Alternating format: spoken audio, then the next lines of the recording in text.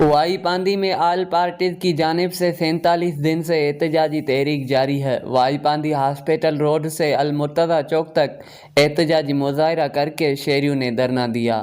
इस मौके पर मुजाहरीन ने मुंतकिफ नुमाइंदे और डीसी दादू के खिलाफ सख्त नारेबाजी की। वाही पांदी बाशिंदों ने कहा कि खीरतर पहाड़ों पर मूसलाधार बारिश पड़ने से हर साल वाही पांदी का ज़िला दादू से ज़मीनी राब्ता मुनक़ता होने से 50,000 आबादी 400 के करीब गाँव के लोग शदीद मुश्किलात का सामना करने पर मजबूर हैं।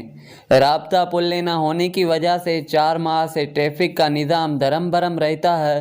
खाने पीने के साथ दीगर अशिया की शदीद किल्लत के बायस अवाम महंगाई से परेशान और गोरख सयाहों को आने जाने में दुश्वारी का सामना करने पर मजबूर हैं।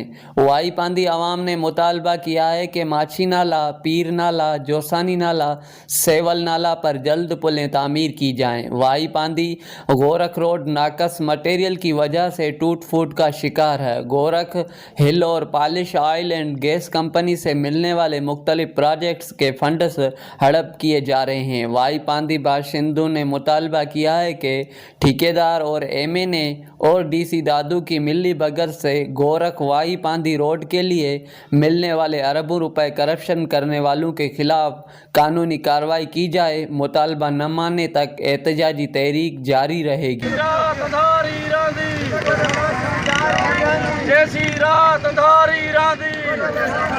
कैमरामैन लियाकत रुस्तमानी के साथ जमील वारानी, तोंग न्यूज़, वाही पांदी।